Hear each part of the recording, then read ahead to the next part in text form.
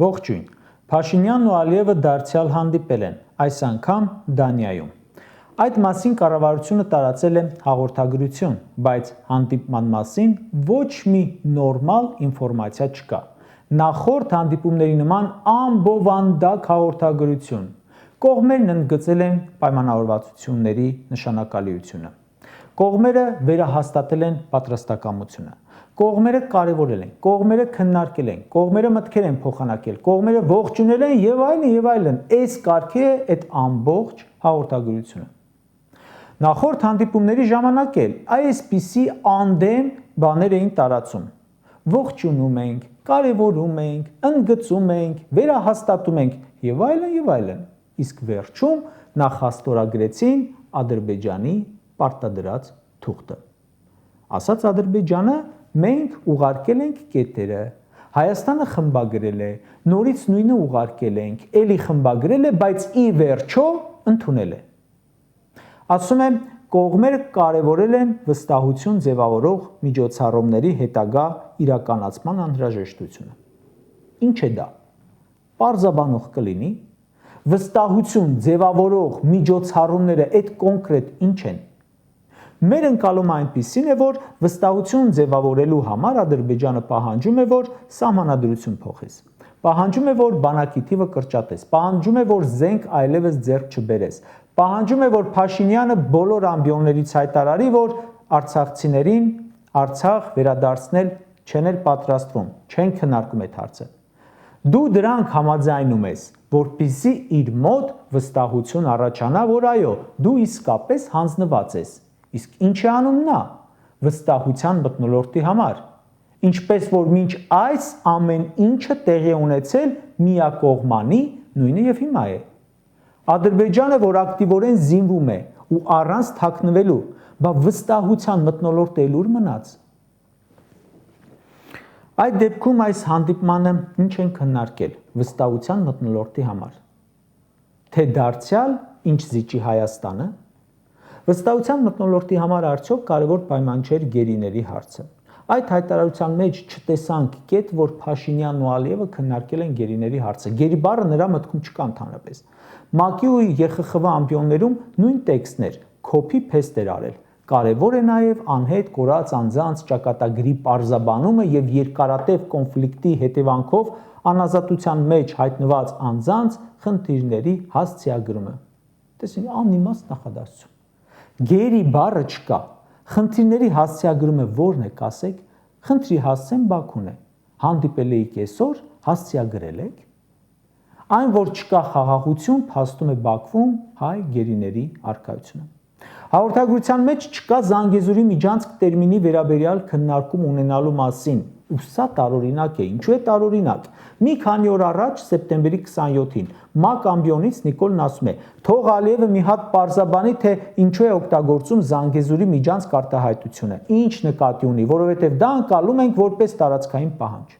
Սեպտեմբերի 30-ին Ստրասբուրգում ԵԽԽՎ-ում ասում է. «Հայկական տարածքների վրա Զանգեզուրի միջանցք կանոն դնելը անընդունելի է եւ այլն»։ Այսօր հանդիպում է Ալիևին ու չենք տեսնում իրենց հաղորդագրությունից, որ ասած լինի. «Այ Ալիև, այն որ ՄԱԿ-ում պահանջում էի, որ պարզաբանես, մեր ազգային ժողովում որ պահանջում էի պարզաբանես, դե պարզաբանի հիմա»։ Որն է պատճառը, որ ՄԱԿ-ում Ալիևին դիմում էր խրոխտ տոնով, բայց դեմը նստել է ու ձայն չի հանում։ Կարող եմ ցավով, ափսոսանքով արձանագրել, որ Հայաստանի ղեկավարը, առաջին ղեկավարը Հայաստանի երրորդ հանրապետության պատմության մեջ վախենում է Ադրբեջանի ղեկավարից։ Եթե վախը չէ պատճառը, բա ինչն է, որ այստեղ ու ուղիղ եթերներով շրջապատված այլ վայրերում հոխորտում է, իսկ երբ դեմ դիմացեն, վախենում է ձայն հանել։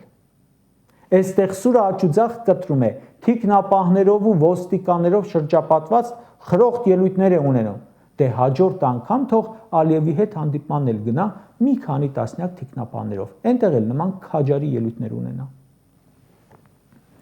Եթե դուք խոսում եք, պայմանավորվում եք վստահության ձեռքբերման մասին, մի հատ նայեք, դուք ինչ զողողություններ եք անում, Ադրբեջանն ինչ է անում։ Ինչ կետ գրում եք խաղաղության պայմանագրի մեջ, ջնջում են։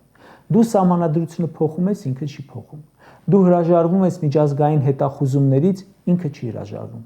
Դու իր դատապարտված մարդասպաններին, դիվերսանտներին հետ ես ուղարկում, ինքը դատում է գերիներին։ Դու հրաժարվում ես զինվել, ինքը չի հրաժարվում։ Դու Արցախից հրաժարվում ես, ինքը Հայաստանից չի հրաժարվում։ Արևմտյան Ադրբեջան թեզն է անընդհատ օգտագործում։ Դու իրեն մեր տարածքներից հողեր, գյուղեր ես հանձնում, ինքը իր օկուպացիաց տարածքներից դուրս չի գալիս։ Իր ոչխարները սահմանն անցնում են, դուք անմիջապես վերադարձնում եք, ինչպես որ այսօր եղավ, բայց երբ հայկական կողմից են անցնում, նրանք չեն վերադարձնում։ Ու ելի լիքը բաներ, բայց ինչ վստահության մթնոլորտ։ Դու այստեղ խոսում ես, որ ինչ որ ադրբեջանցիներ պետք է գան վերաբնակեցվեն, բայց հազարամյա իրենց տներում ապրող արցախցիների մասին չես խոսում։ Այն պարագայում, երբ իրենց տները հենց հիմա քանդում է Ալիևը, այն տները, որ դեռ տաք են, պատերը չեն հասցրել շատ սառչել, քանդում են, դրանց մասին չես խոսում։ Խոսում ես, որ սովետի ժամանակ գյուղերում ադրբեջանցիներ են ապրել ու ինչ որ իրավունքներ ունեն։ Հայաստանի իշխանությունը շարունակում է շատ վտանգավոր գործելաոճ։ Այն է, երբ չի կարողանում խնդրեմը լուծել, չտեսնելու է տալիս։ Ոնց որ չտեսնելու են տալիս թշնամու մեր երկրի ներսում գտնվելը։ Ոնց որ չտեսնելու են տալիս, որ Ադրբեջանը չի թողնում սահմանամերձ գյուղերում հող մշակենք։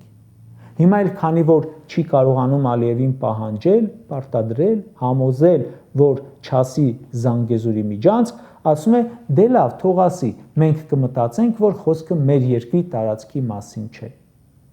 Վաղը կասի ջանդամ, թե չի ասում արևմտյան Ադրբեջան։ Եկեք մտածենք, որ դա Ադրբեջանի արևմտյան մասը նկատի ունի։ Սենց ջայլամավարի ձեզ թվում է լուծելու եք անվտանգային հարցերը։ Ոչ, երեք էլ ասացի, եթե դուք չեք կարողանում մեկ բան պայմանավորվել, որ չասի Զանգեզուրի միջանցք, ոնց եք մյուս հարցերը կարողանալու, ոնց եք կարգավորելու, ասենք, այդ միջանցքում երթևեկությունը։ Անունը ամենապարզ հարցն է, բայց անունը չեք կարողանում պայմանավորվել անգամ։